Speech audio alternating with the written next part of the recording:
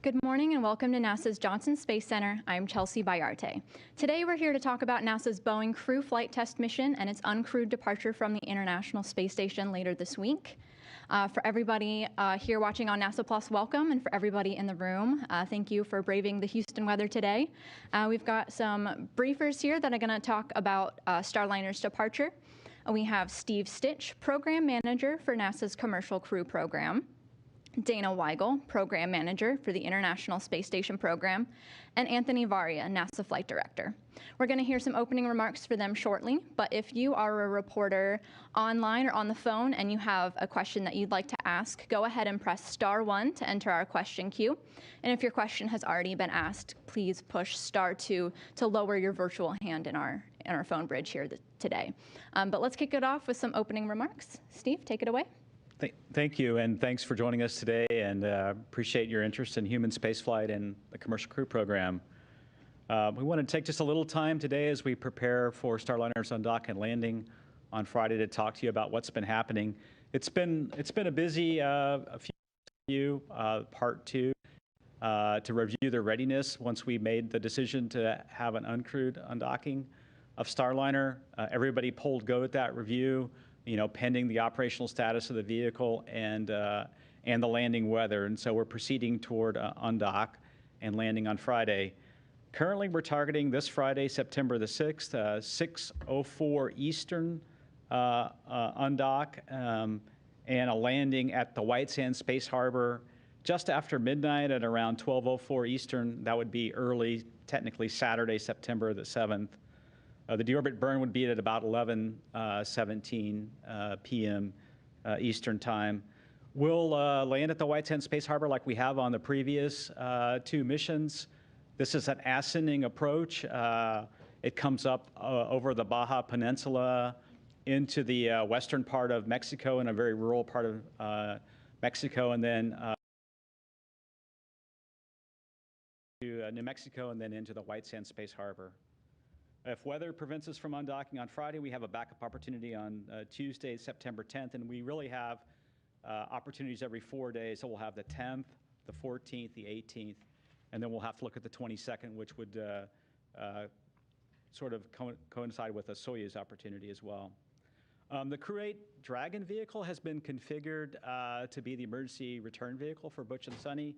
We did that this past week, and on Thursday we reviewed that configuration, and the ground teams concluded everything was ready to go.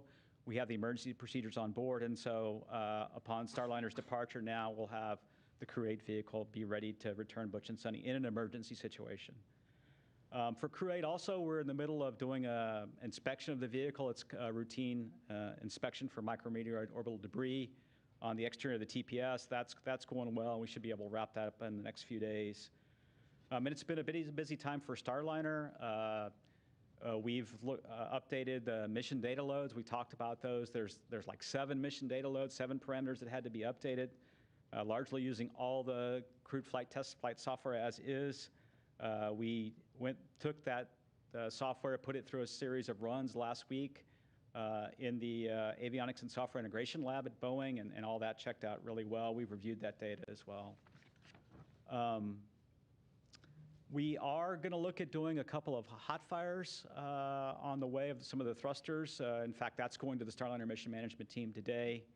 We're going to talk about maybe hot firing after we undock and after we clear what we call the approach ellipsoid around the space station.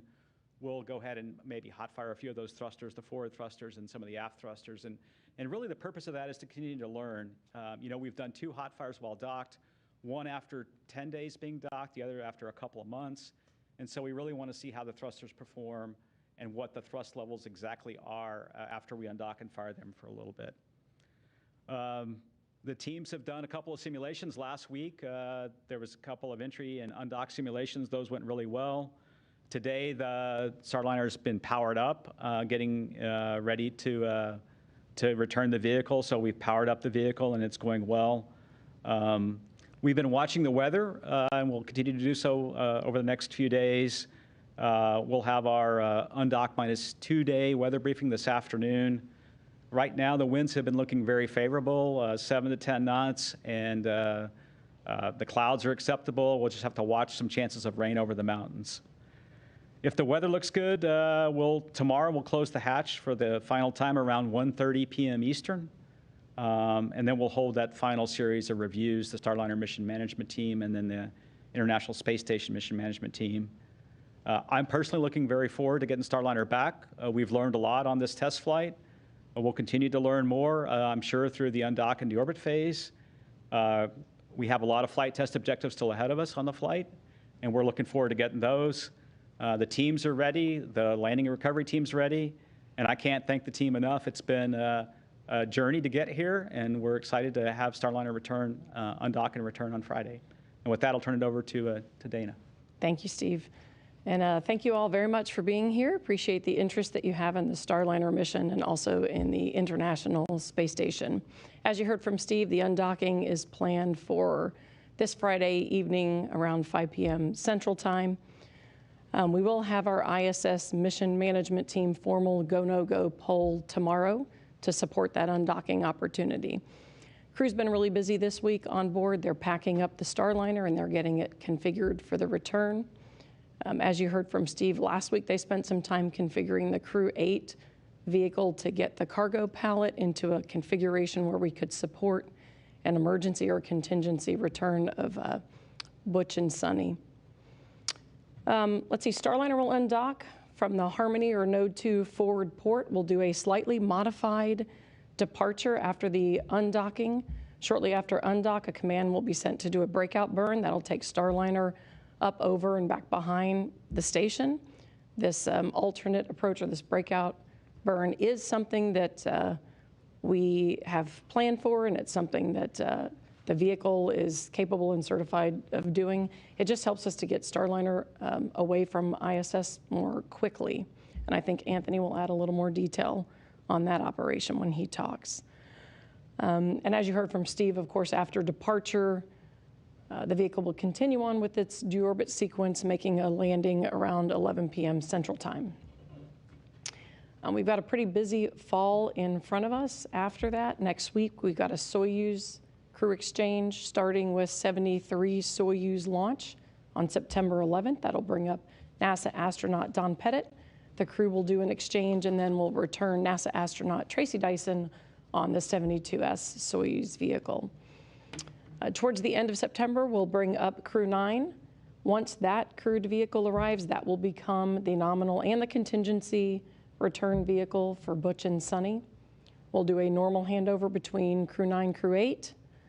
Then Crew 9 will depart, and shortly after that, we will do a relocation of the Crew 9 vehicle to free up the forward port for the SpaceX 31 cargo and research mission that is slated to launch and arrive in October. It has been a really busy and challenging summer, and I want to extend my sincerest appreciation to all the team members who have worked so hard on the Starliner mission plans, and also to the station industry, research, and international partners who have supported us along with our changing mission plans and mission requirements. With that, I will hand it over to Anthony. Thank you, Dana. I am the overall lead space station flight director for the undocking. There's a separate team with separate flight controllers and flight directors running Starliner systems, but we all train as a team. And so the joint NASA and Boeing flight control teams are deep into preparations for the undocking of Starliner, and I feel that the team is ready for the coming operations. Since the decision was made to undock uncrewed, we have been preparing through simulations, procedure reviews, and that's with the flight control team on the ground as well as the crew on orbit for the activities that are coming in the next few days. As noted, there are differences between an uncrewed and a crewed departure. For this departure, Starliner will do those immediate thruster burns to get up and away from ISS rather than a normal trajectory that has Starliner stay close to ISS and then head underneath. And this is all using capabilities that are built into Starliner. For all the core functions that Starliner must do to safely get away from ISS, those are capabilities that will be executed by Boeing's flight control team through their software in lieu of having a crew on board. Today, the Boeing team powered on Starliner systems and performed a variety of pre-undock activities, both on the systems and crew activities to get the capsule ready to come home. Tomorrow, Butch and Suni will review procedures as they will be the ones closing the hatches between Starliner and the space station, and this will set us up for undocking on Friday. To talk a little bit about the timeline on Friday, after configuring ISS and Starliner systems throughout the day, the Joint Flight Control Team will perform a go, no-go poll 45 minutes before undock. That'll be the go for undocking. A few minutes before undock, the Starliner team will send a command to execute the undock sequence, which will retract the hooks that are currently holding Starliner to ISS's forward docking port. Starliner will separate from ISS at 6:04 p.m. Eastern. Though all those times are approximate, we could undock a little bit later without impact. 90 seconds after undock, Starliner will start firing its forward-facing thrusters in the breakout burn, which will take Starliner forward and above ISS. From there, it'll be about 3 or 4 orbits until the deorbit burn, which Boeing is targeting for 11:17 p.m. Eastern. This will dip Starliner's orbit into our atmosphere and will allow it to land at White Sands, New Mexico, just after midnight Eastern. If for some reason the joint team decides not to undock on Friday, we have undocking opportunities on several later days, all of which are subject to weather constraints. Once we close the hatch into Starliner tomorrow, we will leave it closed no matter the undock date. And all of this is taking place atop the background of a busy as ever ISS. Shortly after hatch closure tomorrow, the space station team will be performing a reboost to set up our trajectory for the launch of next week's Soyuz mission, bringing Alexei, Ivan, and Don to the ISS. And then looking further ahead to Crew 9 at the end of the month, Nick and Alexander started their additional SpaceX training to get ready for their modified mission of 2 people coming on Crew 9 ahead of their launch later this month. And with that, I'll hand it back to Chelsea. Thanks, Anthony.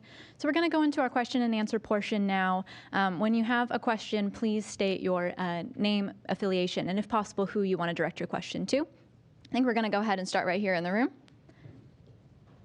Gina Sinceri for Steve Stitch. I'm kind of looking for a terminology to address some of this stuff. We've seen reports, people saying they're stuck. They're stranded. How do you define Butch and Suni's status on the International Space Station? Yeah, it's interesting. We get a lot of terminology. I mean, they, you know, in my view, they were never really, they're never stuck or stranded. They always had a way to depart the space station. And to me, when somebody is stranded, there's a location where they cannot leave. And so they had Starliner as the vehicle that they could depart from for a period of time. Now the Crew 8 is their emergency return vehicle, and when Crew 9 gets there, that will be their vehicle. That will be their return vehicle for nominal and any emergency. So they're really a part of the expedition. They've transitioned from their role as Starliner test pilots, and now they're part of the expedition, working day in and day out with Dana and her team. So.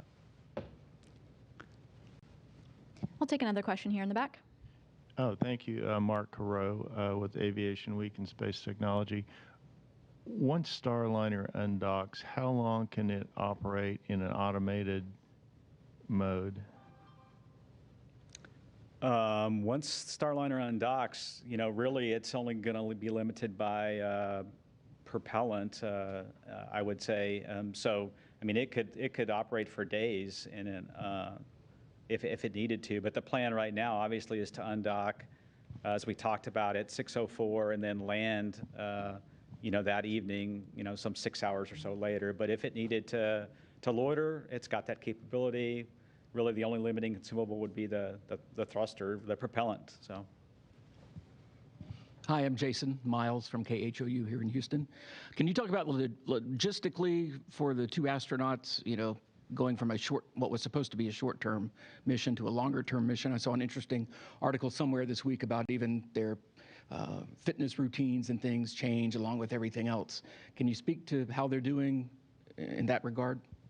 Sure. Let's see. Let me back up a little bit. Since we knew this was a test flight, with intention, we put them through long-duration space station training a few years ago. And so they've finished all the same training that a normal expedition crew would do, fully qualified in all of the complex areas, spacewalks, robotics, et cetera.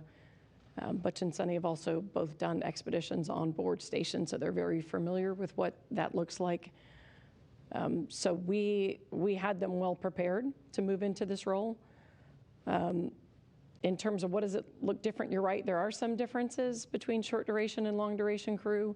A lot of that is in the exercise arena. You know, if you're doing a really short duration mission, exercise is optional for the very shortest duration missions, something like an 8-day mission. When we do long duration, though, we do switch them over to a standard long duration mission. And so as they've been on board later, we have adjusted their routines. And so they're at the point now where they're doing the normal routines and exercise that we would do for long duration crew members. We'll take some questions from our phone bridge now. We'll start with Bill Harwood with CBS News. Yeah, thank you very much, guys. A quick one for Anthony. Do you have the burn duration in Delta V for deorbit? And for Steve Stitch, you know, the crew's not on board because, you know, NASA said there was enough uncertainty in the performance of the systems to warrant, you know, committing people to the reentry. How confident are you, and I know you polled to keep the crew on board station, but how confident are you that the Starliner is going to make a successful landing? I mean, it seems like everybody's expecting that, but yet there's no crew on board. So, you know, how do you sum up your feelings about the health and welfare of that spacecraft? Thanks. Well, I'll take the deorbit burn question. So in terms of the Delta V, that's going to vary based on a number of factors. So I don't want to give you an exact number on that, but the burn duration is really only about a minute. So if you're used to Dragon, it's a much quicker burn than that using the big OMAC engines that we have on Starliner. Yeah, one of the things we did assess is the thruster health relative to the reentry, and you know, we have requirements for protecting the public as well. And so, you know, we have confidence in the thrusters. We went and looked at the thruster performance. We did some extra studies on could the thrusters degrade. If they did, we have a lot of redundancy in each thruster. We have 4 thrusters. The only thruster that we're going into the deorbit burn likely to have down is what's called B1A3 in the bottom doghouse. One of the 2 aft firing thrusters there is likely not to be functional, but all the other 27 thrusters are functional. We've assessed those. We have redundancy in those thrusters. We expect to have a good deorbit burn. And once the deorbit burn happens, then the forward thrusters are used to really push the vehicle away, push the service module away, to spin it up and then do the disposal burn. So we have confidence in the vehicle. We have confidence that the deorbit burn will be executed, and we've had 2 good landings with Starliner so far, and we're expecting another one Friday. We'll take another question from the phone bridge. We'll go to Stephen Clark with Ars Technica. Hi, thank you. I think my question is probably for, well, whoever wants to take it, I guess. The breakout burn after separation from ISS, is that a different profile than you use for OFT2? And is it just to get the Starliner away from the station faster due to the added risk of these thruster issues that are kind of still an unknown? And secondly, any cargo you're bringing back on this mission to return on Starliner? Thanks. Let's see, I can take the beginning of that question. I didn't hear quite the end, so we might need to come back to that. But the breakout burn versus what we did on OFT2, I have to use my hands on this one. So, you know, for Starliner on OFT2, the standard profile is for it to undock, kind of back up along what we call the V-bar, the velocity vector of the space station, and then start a burn to go up and over space station. And this is kind of a dress rehearsal for the fly-around inspection that is part of what the capabilities of the commercial crew vehicles can do for us. So it'll get to the top of station and then do a departure burn to send it down underneath station and coast underneath on the co-elliptic, as we call it, waiting for its time to deorbit. In this case, what we're doing is the breakout burn, which will be a series of 12 burns, each not very large, about 0.1 meter per second each. And that is just to take the Starliner away from station and then immediately start going up and away. And eventually it'll curve around to the top and deorbit from above station a few orbits later. And so the reasons we chose doing this breakout burn is simply it gets the vehicle away from station faster, and without the crew on board, able to take manual control if needed. There are just a lot less variables that we need to account for when we do the breakout burn, and allows us to get the vehicle on its trajectory home that much sooner. Yeah, and I would add, Anthony did a really good job of describing the trajectory, but it really puts less stress on the thrusters. In other words, there's a lot fewer thruster firings. Essentially, about 30 seconds, after undock, we'll start this small series of burns using primarily the forward thrusters, not putting the stress on the aft thrusters, and it really just takes about 5 minutes or so to actually execute that whole sequence. It's actually about three minutes or so to execute the burns, and then we're able to get out of the approach ellipsoid within about 20 to 25 minutes or so. So it's a quicker way away from station, way less stress on the thrusters. And I think Dana can talk to the cargo question. Yeah, I think the last part of your question was about cargo. We always had plans on this mission to use the extra available space and bring cargo home, so we're still doing that. I think the largest thing, just as a data point that we have on there, is one of our, we've got these rechargeable, reusable oxygen tanks. They're pretty sizable, and so we had that in the original plan. We'll keep that on the vehicle. There's a handful of other bags full of other bits and pieces, too, that will return as part of the original cargo return plan. And Stephen, we had missed the beginning of your question here in the room. It came across a little bit muffled. If we didn't fully answer your question and you want to repeat it, please go ahead and do so at this time. No, those are all my questions. Thank you. Okay, thank you. We'll go to Marcia Dunn with the Associated Press next. Hi, probably for Steve. What risks are there to the space station with Starliner's departure if the thrusters go out or other malfunctions occur close in? And when the capsule is re-entering, any risk to the flight path? People on the ground? Could parts crash to Earth if the re-entry goes bad? Thanks. Yeah, I'll start with the first part of the question. Any risk to the space station? We specifically looked at this sequence that's there in the software anyway to use it to mitigate any risk to the space station. The first thing that happens when with the hooks drive on the NASA docking system is there's a couple of springs that kind of push the vehicle away, so it will immediately have clearance. You know, we've hot-fired the thrusters. We hot-fired 27 of the 28 thrusters.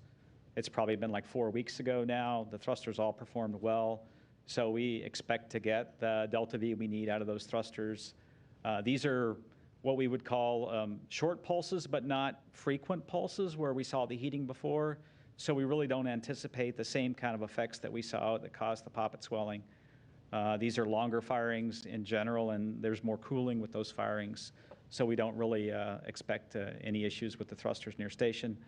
And then we get away very quickly, and once we're on that trajectory, we're safe from the space station.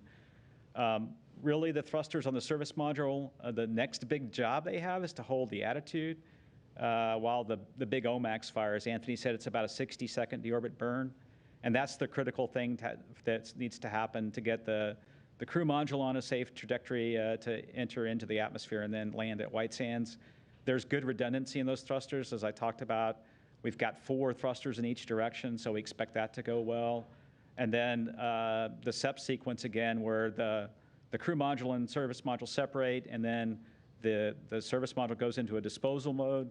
Those are 4 thrusters as well, which are healthy. So we anticipate a good burn, and we have a lot of redundancy, and that's what we're relying on to have a safe entry. Our next question on the phone will be Elizabeth Howell with Space.com.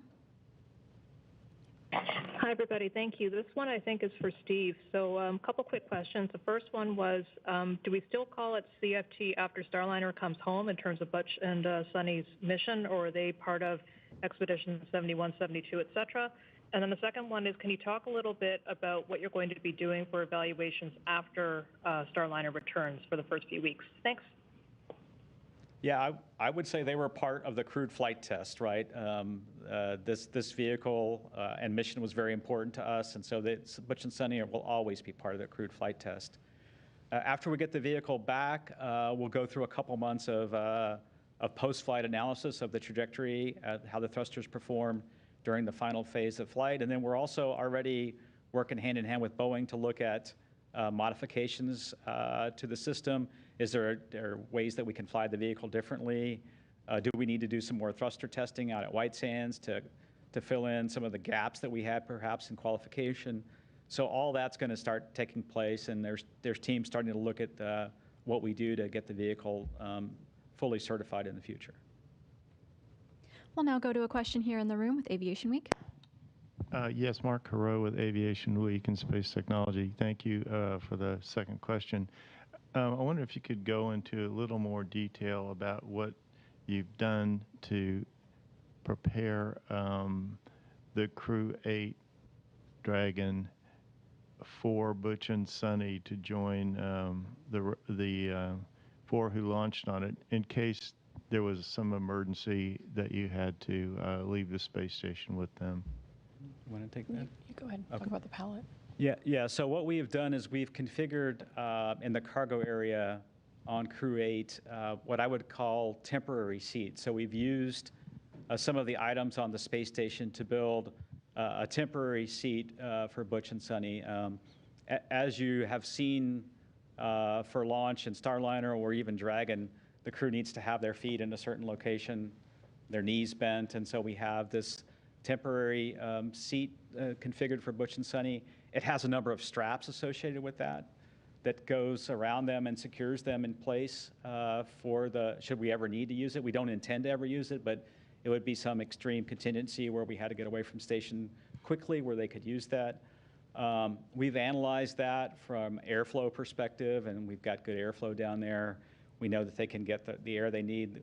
We've practiced hand signals for communication should we need that. And we've also analyzed it for the landing and parachute event, and the loads on the body are acceptable in these temporary seats that we've configured. Gina Sinceri, ABC News. I think this is for Dana. You've had really many long duration missions. Scott Kelly, Mark, Peggy, a number of people, Christina. How do you as an agency support those astronauts' families on the ground for these long duration missions? You've got a good program here. We are very fortunate that we've got a great network of support for our crew members. Their families are very actively engaged in the mission. They follow along with the mission, whether it's coming to watch dynamic activities like a docking, undocking. They'll come and join us. Yeah, possibly. In the viewing room, in mission control. But I think some of the really important touch points, in addition to the crews having, as you know, they've got phones that they can use to call down and talk to their family. But we have so much experience with previous crew members who have flown. We have a really good support network, both in the crew office and in the operations area, supporting our crew. And we also have other behavioral health and other great support assets, both for our crew on board and for all of the family members. So pretty big support network. They're part of the NASA family. You've got someone to mow the lawn, right? We'll take our next question now from our phone bridge. Kristen Fisher with CNN. Hi there. Thanks so much for doing this. My questions are for Anthony. Anthony, when you guys are doing those final go, no-go polls after Starliner's hatch has been closed, what are some things other than weather that could lead to a decision to delay Starliner's return? If you could just walk us through maybe some of those things on the technical side, I think that'd be helpful. And then finally, worst case scenario, let's just say that after the undock that those immediate thruster burns don't happen, that the thrusters don't fire. What happens in that situation? Thanks. I'll take your second question first. As Steve alluded to, there are springs that are currently charged up and ready to go on the Starliner side of the docking port. And so as soon as the hooks release and allow the vehicles to have motion, those springs are going to push Starliner away from ISS. And in the event that the thrusters, for some reason, did not fire, we do have analysis that shows that the vehicle is going to push away from station and not have any sort of collision concerns. So we're good there, and we, of course, expect those thrusters to work for that breakout burn. In terms of the types of things we're looking at in the go, no-go ahead of the undock, it's not just the Starliner. We got to make sure that the entire ISS and all of its appendages and systems are in a good state and ready to support the backing away of Starliner, ensuring that we have good communication between the ground teams, the ISS, the Starliner, the TDRS, all of those sorts of things that we want to make sure are good to go, and we have guidance in these rules that say which types of things we can live without versus which things we would actually stop the undocking for. It's a very long rule, but our systems experts are very good at parsing through that data and being able to quickly determine, with all of their knowledge as a certified flight controller, whether their systems are ready to support or if we need to talk about it. We'll go now to Joey Roulette with Reuters. Hey, thank you. Quick one for Dana. There's a lot of interest in how the astronauts are doing on the ISS, and you had mentioned that they are trained and well prepared, and that they're going to be doing normal routines and exercises for a long duration mission. Can you just kind of quickly go into what that is specifically, and whether any other cargo missions are going to be needed to specifically accommodate them? And then, Steve, you had said earlier that in the weeks after Starliner's landing, you guys are going to look at potential modifications to the system, potential more testing, and filling in gaps in qualification. What are those gaps in Starliner's qualifications that you guys would want to fill? Thanks. See, I'll start with the first one. Let's see, since Butch and Suni have been on board and they were extended, they already started participating and really helping us out on board station. They've done over 42 experiments, may actually be more than that by now. That was when I checked last week. They had over 100 hours between the two of them helping us on board with science and research. And so I would say that the change between their short duration mission and an expedition has been a lot more gradual than you might imagine, just because they've been chipping in and helping along the way. They are doing, the normal exercise regiments that have a high degree of both cardiovascular work as well as resistance training. So they're doing the standard amount that we have all crew members do at this point. So both of those have been more gradual changes, and so they're actually pretty shifted over in terms of daily routines with our expedition crew. You asked about manifest items. When we first sent them up, they were borrowing a lot of our generic clothing and some of the generic choices that we have on board. We have switched some of those things out. When we sent up the Northrop Grumman 21 flight, we put a lot of Butch and Suni's specific crew preference items, is what we call them, on board the vehicle. So they actually have all of the standard expedition gear at this point that any other crew member would be able to select. We've got another cargo vehicle coming up, SpaceX 31. We'll send up anything else that they need for the back end half of their mission on that flight. And let's see, in terms of qualification and things we need to do after the flight, the first thing, in the helium system, obviously, we have a number of helium leaks. We think these are related to a seal in the thruster flange itself.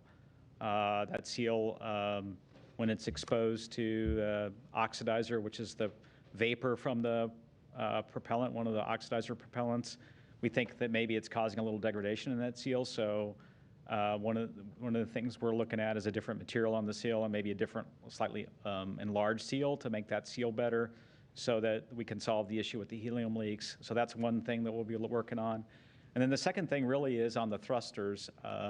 Clearly, the way we fire the thrusters causes the thruster to overheat and causes this poppet on the Teflon poppet on the oxide to swell. And so we need to go understand what kinds of pulses in particular cause that swelling, the number of pulses, the pulse train itself, and what temperatures it gets to on the thruster itself. And then how do we then tell the vehicle not to fire the thruster in that manner that caused the extra heating?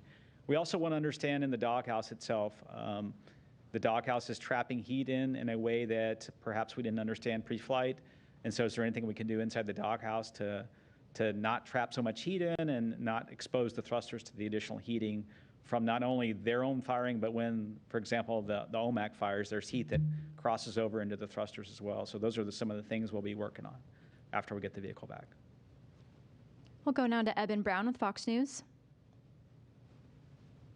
Hi, good afternoon. Thanks for doing this. My question is, what do you do either as your teams or as an agency to decide or have confidence in, after all of this is over, the Starliner returns, to go forward with the program, to go forward with, or for Boeing to go forward to try to have a successful, fully soup to nuts, human flight with Starliner? How do those conversations go? What are you looking for? What would be acceptable to you? Yeah, I'll start and see if Dana has anything to add. I mean, many parts of the flight went extremely well, and Starliner is a great spacecraft. We know that it performs well. The life support system's performing very well. In fact, we have extra oxygen. We're going to transfer over the next 24 hours or so about 20 pounds of oxygen to the International Space Station to use that oxygen. So many things on the vehicle are working really well. What we really need to go do is look at the things that didn't perform the way we expected. Like I talked about the helium leaks. Can we go fix those leaks, test those on the ground, and have confidence to move forward and fly again? And the same thing with the thrusters.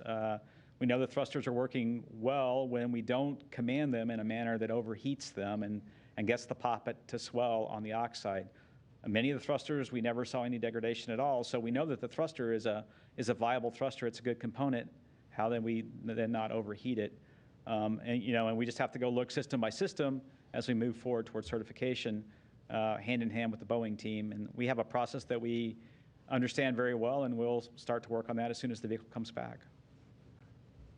We'll take our next question from Jeff Faust with Space News. Hi. I wanted to follow up on an earlier question just mentioned about the thrusters for Steve Stitch. Are you looking primarily at changing the way the thrusters are used to address the overheating issue versus changes to the thrusters themselves or the doghouse's hardware changes to prevent the overheating in the first place? Thanks. Yeah, I would say we haven't really ruled anything out yet, but an easier fix would be to not change the thruster design itself, but to try to understand the kinds of pulses we can get into where once you pulse it a number of times, after it stops pulsing, then the heat will soak back into the thruster and cause the poppet to swell. And so the easiest thing to do is figure out how do we lower the temperature that the thruster is operating at and maybe not fire it in a manner that causes it to have this overheating phenomenon. That's really the primary thing that we're focused on based on what we learned at White Sands, based on what we've learned in flight. We'll go to our next question. Anthony with Spectrum News. Hello. Thank you all so much for taking the time to answer our questions today. My question goes towards the future. It was planned that the Boeing Starliner 1 mission, it's crewed, it's supposed to happen sometime next year. How will what happened with this test impact that? And going forward, how will the certification process change regarding what happened with this mission? Thank you. Yeah, as we've talked about before, we were planning at one point a flight in February of 2025. We've moved that out to the August timeframe already. Really what we need to do now, we've been entirely focused this summer on understanding what is happening on orbit, trying to decide can we bring the crew back or not. Once we decided uncrewed, now how do we safely get the vehicle undocked and landed at White Sands Space Harbor? I think what we need to do now is really lay out the overall plan, which we have not had time to do. We haven't, because the teams have been so focused on this flight, laying out that overall search strategy, the overall amount of work we've got to go do. And then when we do that, we'll have a better understanding of when can we certify the vehicle and when can we resume flights. We'll take our next question from Micah Maidenberg with the Wall Street Journal. Hey, good afternoon. Dana or Steve, since the last briefing, have either of you spoken with Butch and Suni? Could you give a readout on what they said, or if you haven't, what have they communicated to NASA recently about their new mission? And there was some discussion on the last briefing about disappointment at NASA about not being able to finish CFT with crew. Have you heard any of that from either astronaut? Thanks a lot. I'll take the first part. I've had some email exchanges with the crew, and they're happy that we made a decision. I think one of the challenges for them is kind of waiting, and they've been listening to a lot of discussions. In fact, they actually tie into a lot of Steve boards. And so they're following along. They're very much engaged, asking questions. I think they're happy that a decision was made and they understand the plan forward. In the communications with me, they're kind of thankful and ready to move forward. I think Joe Acaba said it best when he said, you know, they flew as test pilots. They're ready to execute whatever mission we put in front of them. They have confidence in the team. If we would have decided to bring them home, they'd be ready to come home. But we decided to leave them on board to join the expedition and do the work on board station. And so they're ready to go and execute that. I don't know if you have anything you want to I haven't add to that. spoken to them other than a few emails back and forth. I mean, they seem like they're in good spirits. I would say our team, you know, is very resilient, and I've seen the team since we made the decision a little bit more than 10 days ago, focused now on bringing the vehicle back. I mean, that's what these individuals do in human spaceflight. They are passionate about their jobs. They understand the importance now of moving on and getting the vehicle back safely, and making sure that the changes we've made to the mission have been accommodated. We've changed a few procedures on how the cockpit's got to be configured. Are those changes the correct ones? Looking back on what we did for OFT2, the changes in using this breakout sequence, do we have all that right? Monitoring the weather, and now they're kind of into that normal rhythm, I would say, of getting the vehicle powered up and ready to come home. And you know, I've seen a bit of a shift in attitude, and then you know, we're ready to go execute now, and that's really what we're focused on. Yeah, and I'll underscore, you know, on the flight operations side, we're talking with Butch and Suni and all of the crew all of the time. And their mission focus is really admirable. You know, they are not just passengers on this vehicle. They're a part of the team. They were asking good questions and providing excellent context as we were trying to figure out what was going on with Starliner. You heard from Butch last month talking about how the vehicle felt on the first day, how it flew like a dream, and how it felt a little sluggish on the second day. We get a lot of telemetry and a lot of camera views and all sorts of data in human spaceflight, but the data you get from talking to a human about what they're experiencing can give you some context about what the data is showing you. And so they've been extremely valuable members of this team. And so I would say that their mission focus has been, though it's changed with the change in their mission, they are just as dedicated for the success of human spaceflight going forward. We'll go now to Robert Perlman with Collect Space. Thank you. Will Suni and Butch's Starliner suits be returning on Starliner? And is my understanding correct that there's only one extra SpaceX suit on station until Crew 9 arrives? So in the case of an emergency evacuation, which crew member would wear that suit? Yeah, those are good questions, Robert. The two Boeing suits will return with Starliner. So those suits that Butch and Suni wore for the launch day and on the way to the space station will return. We do have one suit on orbit right now that fits Suni, and she's tried that suit on and it fits well. That's a SpaceX suit. The suits are not compatible, so the Starliner suits would not work in Dragon and vice versa. So when we set up the contract, we let each of the contractors define their own suits and their own interface. And then we're sending up a suit for Butch that will fly up on Crew 9, and so he'll have a suit. Right now, the way the Dragon is configured, for an emergency, the Butch and Suni riding on the cargo pallet in those temporary seats that I described, that's an unsuited configuration. So there's no spacesuits that work there. The Dragon's configured to support four suits and 4 people with suits. And so in a temporary situation, we would not have suits for Butch and Suni on Dragon. So, until Crew 9 gets there. And then Crew 9, it becomes a normal vehicle where they would have suits and seats, and they're part of that Crew 9 crew returning home. We'll take a question now from Irene Klotz with Aviation Week. Thanks. I have 3 quick for Steve. You mentioned 20 to 25 minutes for Starliner to leave the approach ellipsoid. How much time would that have been under the nominal departure with the crew? And the other question you mentioned about a test of thrusters after it's out of the approach zone. Are you planning on testing the thrusters that failed, were selected off on approach, or another one? And just lastly, is there any reason why you can't release a picture of the temporary seats in the Crew 8 pallet? Thanks. Okay, I think there was 3 questions there. Anthony may be best to answer the first one. I don't remember how long the original undock sequence took to get out of the ellipsoid. Maybe Anthony might remember. Yeah, to get out of the ellipsoid, I think it's under an hour, but there's going to be a plus or minus on that. But it's around that time frame, if I'm remembering correctly. And then the second question was relative to the thrusters and hot fires. The team is still analyzing which thrusters they would like to hot fire. I suspect they will choose to hot fire some of the aft thrusters. They may choose to hot fire the B1A3 thruster just to see.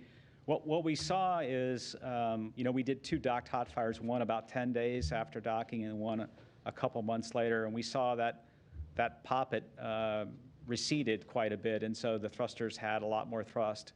So the purpose of the hot fires will be to see what has changed in the thrusters in the time frame since then. In fact, B1A3 we never hot fired at all.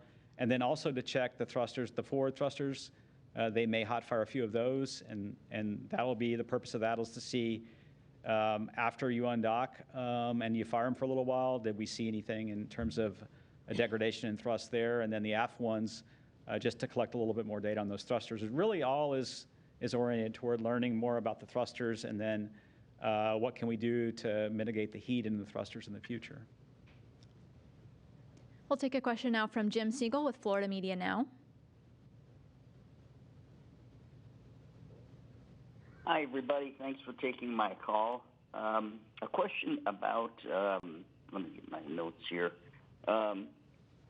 Will there be instrumentation on board to record what the crew would have experienced if they had been on board during the return of the Starliner? Thank you. Yeah, good question. Absolutely. There is a wide range of instrumentation on the vehicle. In particular, on the seats, there are accelerometers that measure the forces that the crew would feel, and so we'll have that data. We'll have a wealth of data on the spacecraft itself, the telemetry system, pressures, temperatures, structural measurements across the vehicle. So we're going to get a lot of data on the return. In particular, even inside the crew cabin, we can get a lot of data that will help us for the next flight as well. We'll go now to a question from AFP. Thank you so much for doing this.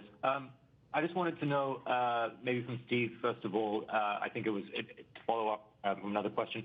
Do you have a calculation for the chance of a catastrophe for this return flight? And a little follow-up question. I just wanted to understand the trade-offs better with regards to the breakout burn. You said it's less stressful for the thrusters, it's quicker, and so on and so on. So why do you ever not do a breakout burn when you have crew? I know that crew are able to manually pilot, but is there a disadvantage to breakout burns that means you don't normally do them? Thank you. Yeah, I would say the thing we looked at very carefully is what to do with the separation sequence. Do we go with the normal sequence where we could get a little bit more data on how the navigation system performs as it flies around the space station?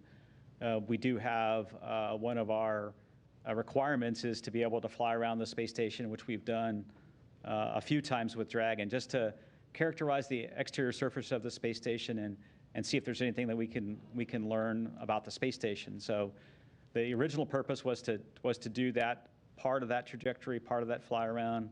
When we looked at the performance of the thrusters and improved our understanding over the last few weeks, we chose to go with a simpler sequence to get away from station a little faster and then not really put the station at any risk if you had thruster failures. Obviously, you saw on approach, we had 5 different thruster fail-offs, which we were able to recover each of those thrusters. We were able to have good control of the vehicle during all those various timeframes on the approach. It just took that whole strategy out of the equation by going with this very simple sequence, which was already a part of the software. And so the Boeing team did an innovative job of choosing that sequence, and that's what we're going to go fly. I'm not sure I copied the first question, but maybe Dana did. What was the first question? Along the lines of uncrewed versus crewed. Oh, uncrewed versus crewed.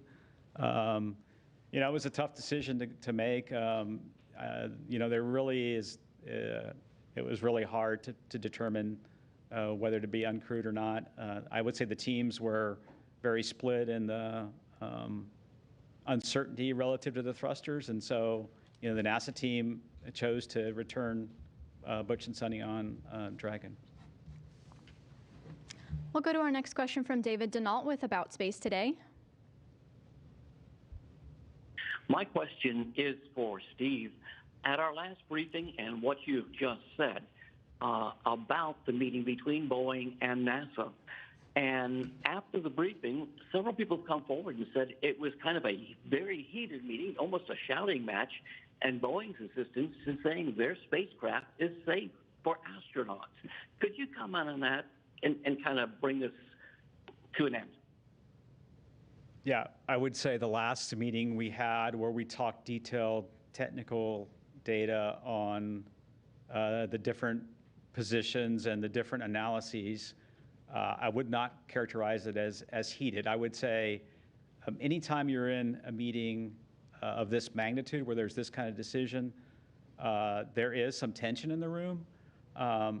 Boeing believed in the model that they had created that tried to predict thruster degradation for the rest of the flight. I would say the NASA team looked at the model and saw some limitations, and it really had to do with, do we have confidence in the thrusters and how much we could predict their degradation from undock through the deorbit burn? And the NASA team, due to the uncertainty in the modeling, could not get comfortable with that. And so I wouldn't say it was a yelling, screaming kind of meeting. It was a tense technical discussion where we had both sides listening intently to all the data, and in the end, to make a decision whether to return crewed or uncrewed. And NASA chose to allow Butch and Suni to stay on station, return on Crew 9, and we'll bring the vehicle back uncrewed on Friday. I think I would just like to add one thing to that. You know, from a Boeing standpoint, they certainly know their spacecraft, and they're analyzing risks and what they think the capability is with the Starliner vehicle. But Boeing is not in a position, and it would be unfair of them to ask or weigh into a risk versus risk trade for the scenario that NASA was weighing, which was bringing them home in the Starliner crewed or coming up with an alternate plan using Crew 9 and having them be part of the expedition. And so I think you also have to recognize that the agency is in a bit of a different position in terms of our understanding about the risks and what's available to us without Starliner. So that's also a reason for a difference in the opinions. And Boeing even stated that as part of the review last week, acknowledging that that part is really in NASA's hands in terms of making that trade. They can't weigh in on that part of the trade for the agency. We'll go now to Ken Kramer with Space Up Close. Hi, thank you for taking my question. A lot of good information. I want to go back to the hot fires, please. Been wondering about this for a while. Why did you not do more hot fire tests in the orbit when you were still while you're still docked? And can you also please describe these pulses? How intense will these pulses be? The same as the hot fire test after it undocks, or will they be longer?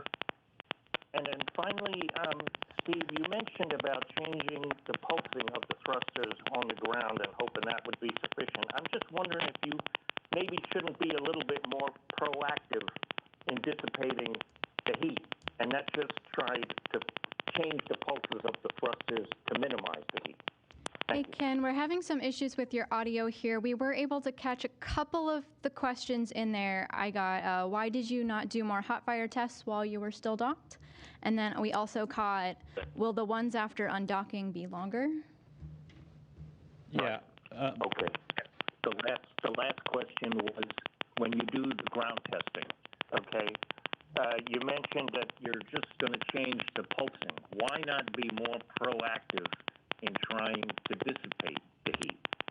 in a redesign? Thank you.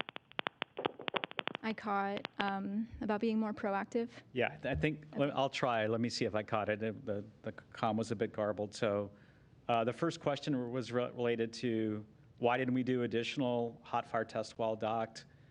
I think, first of all, there was a downside to doing the test. Every time we ended up needing to do a hot fire test, we used a little bit of the helium, and we used some of our helium margin. So we did one early on to try to understand the aft thrusters. What were we seeing on those? And we actually perfected and came up with a great system using the space station. Dana's team did a wonderful job of being able to back out an estimate of the thrust, considering the station weighs about 1 million pounds, to use the navigation system on the station to back up thrust. That was important to us.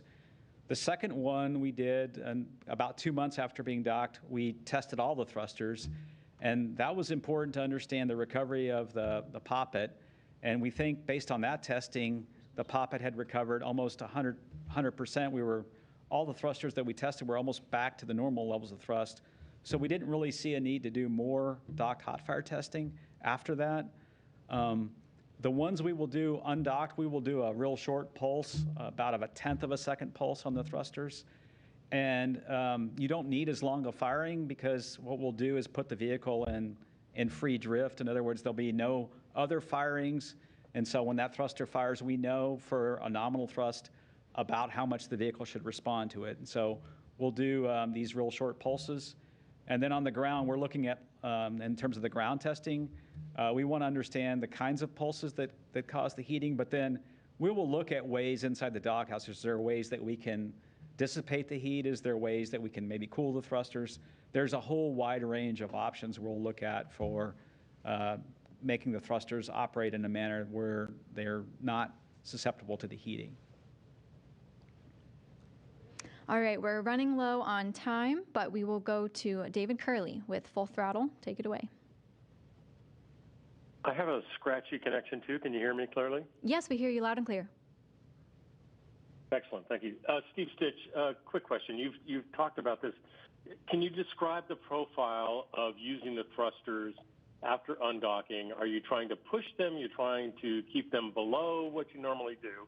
And bigger picture, have you noticed a difference between the way the computer flies with the thrusters versus the way a human flies with the thrusters?